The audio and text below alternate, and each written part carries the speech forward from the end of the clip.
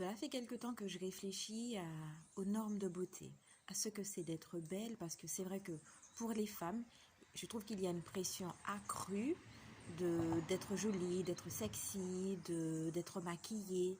En fait, il y a beaucoup de focus mis sur l'image de la femme.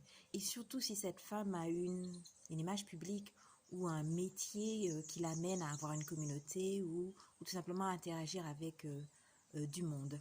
Et c'est vrai que ça me fait me poser beaucoup de questions parce que on vit dans une société d'image et celle de la femme est de plus en plus mise en avant, mais je ne suis pas toujours satisfaite de ce que je vois. Et je m'interroge vraiment sur la pertinence de ce besoin d'apparaître maquillée, apprêtée, et ce besoin d'utiliser des filtres avec les téléphones portables pour avoir cette peau lisse, cette peau nette, pour cacher les rides, etc. J'ai vraiment le sentiment qu'on nous pousse à maintenir une image fausse de nous-mêmes, à une image qui ne vieillit pas, qui ne devrait pas vieillir. Donc il y a pour moi, il y a un vrai souci par rapport à l'image de soi et surtout par rapport à l'acceptation de soi. C'est comme si quelque part on nous disait qu'on n'avait pas le droit d'être comme nous sommes.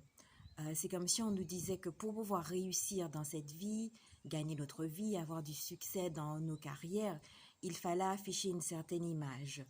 Et de préférence maquillée, toujours bien apprêtée. Vous voyez, c'est comme si on n'avait pas le droit d'être soi-même au naturel pour pouvoir réussir.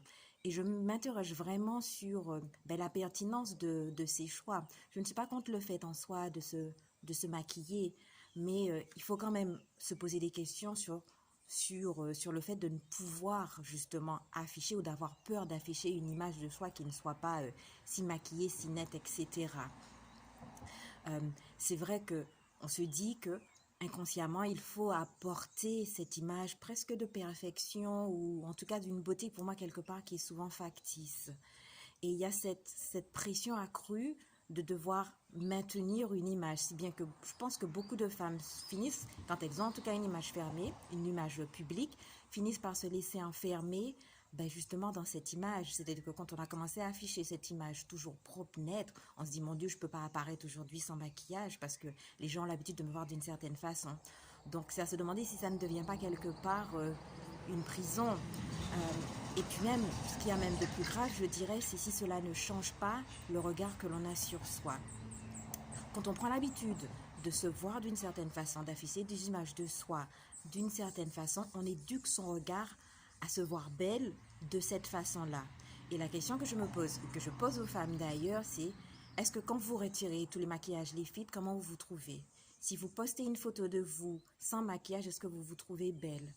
Et c'est ça, on a tellement éduqué notre regard on a tellement éduqué notre regard à se voir d'une certaine façon que quelque part, eh bien, on finit par ne plus s'apprécier juste comme on est. Et c'est ça pour moi un risque. Et on parle beaucoup d'acceptation de soi, d'amour de soi, mais cela passe aussi par l'image. Est-ce que j'aime cette image de moi sans rien? Quand il n'y a plus de caméra, quand il n'y a plus de téléphone, et que je me regarde devant le miroir, qu'est-ce que je vois? Est-ce que je vois une femme que je trouve belle? La beauté, c'est profondément quelque chose qui est lié aux schémas sociaux, aux normes sociétales. La société nous pousse à avoir certains critères de beauté. Et le risque, c'est justement de se laisser enfermer dans ça parce que c'est généralement une norme de beauté très étroite. Et quand on ne rentre pas dedans, qu'est-ce qu'on fait justement? Et j'avais envie vraiment de réfléchir à ça parce que je trouve que c'est important. On vit dans une société d'images, c'est important de multiplier la diversité, d'apporter de la diversité dans les images. Et justement de véhiculer l'idée aussi qu'on peut être belle maquillée, mais qu'on peut être belle sans maquillage. Et qu'on n'a pas nécessairement besoin de ça pour réussir. Et je m'interroge aussi sur les croyances qu'il y a derrière tout ça.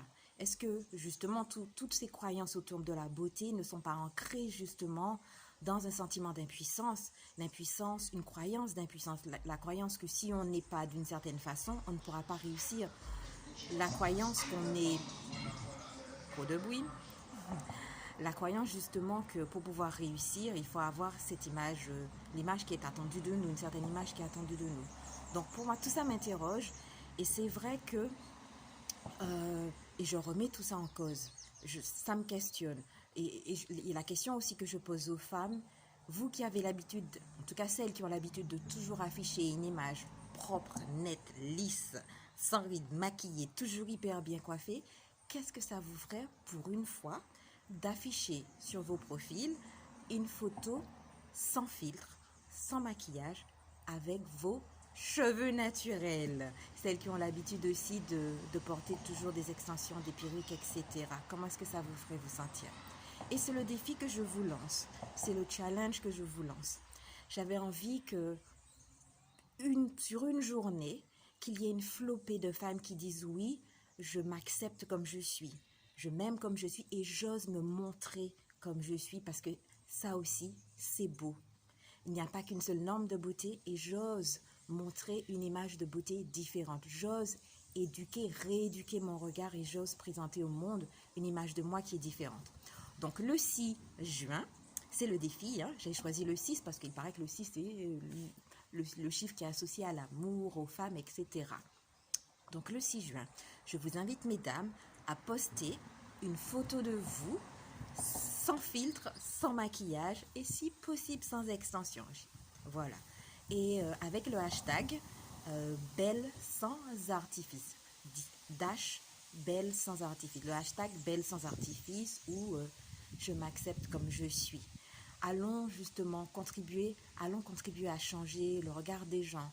Je pense que c'est important de remettre tout ça en cause et de véhiculer une diversité de critères de beauté, une diversité de corps, une diversité d'images. Et c'est ce que je vous invite à faire. Alors, je compte sur vous le 6 juin. Je posterai la mienne. Je compte sur vous pour poster l'image de vous avec le hashtag Belle sans artifice sur les réseaux sociaux. Merci, bye bye.